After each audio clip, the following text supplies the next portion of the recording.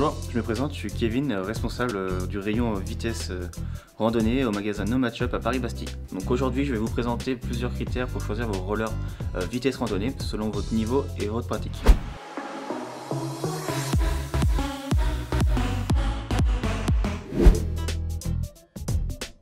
Alors pour commencer, par rapport à votre niveau, pour les personnes qui veulent débuter le roller vitesse, le meilleur moyen de choisir un roller vitesse, c'est d'avoir un patin au niveau de la cheville. Donc un patin avec un spoiler. Ce n'est pas parce qu'il y a un spoiler que ce n'est pas un patin de vitesse. Au contraire, le spoiler sert juste à avoir un maintien pour la cheville, car naturellement on n'a pas une musculature prévue pour faire du patin de vitesse en chausson bas. Donc en fait le spoiler reste quand même assez souple et permet d'avoir une petite flexion légère, de telle manière à avoir quand même une possibilité d'avoir une poussée assez longue. Ensuite, pour les personnes intermédiaires et confirmées, on a d'autres types de patins qui vont être des patins semi-bas ou des patins directement bas, ce qui permet d'avoir une plus grande flexion sur la longe, mais un maintien musculaire obligatoire. Il y a aussi différents types de rollers vitesse. Des rollers vitesse qui vont permettre pour faire des marathons ou de l'endurance, faire de la longue distance, et des rollers de course qui sont prévus pour être plus minimisés, plus légers, qui vont permettre plus pour de la compétition.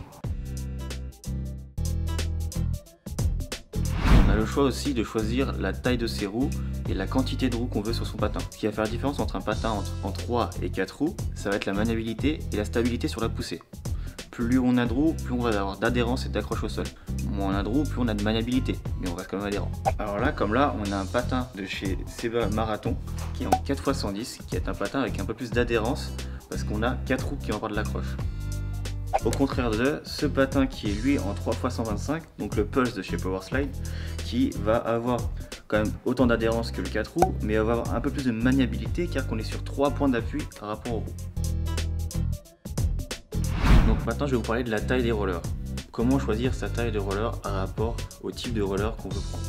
Il y a certains modèles, comme ces modèles-là, avec le chausson intégré, donc le chausson n'est pas amovible, on ne peut pas l'enlever. Il faut prendre sa taille exacte de chaussure. Si on prend une taille au-dessus, on risque d'avoir le pied qui frotte dans le patin et on risque d'avoir des ampoules. Si on prend une taille en dessous, on risque d'être un petit peu trop serré et d'être un peu comprimé dans le patin. A l'inverse, on a d'autres modèles de roller, comme ce type de roller là, où le chausson lui est amovible. Et là, il faut choisir une taille au-dessus. Vu qu'on a une coque qui va être beaucoup plus grande, le chausson va être aussi un peu plus grand. Si on prend juste sa taille, on risque d'être un peu comprimé à l'utilisation du roller.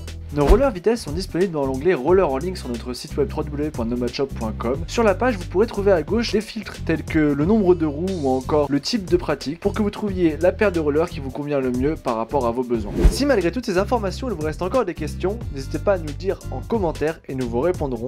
Autrement, on se retrouve sur nos autres réseaux et par téléphone, mais la meilleure solution reste encore de nous retrouver dans notre magasin à Paris-Bastille où nous vous répondrons et nous vous renseignerons au mieux sur les produits que nous vendons.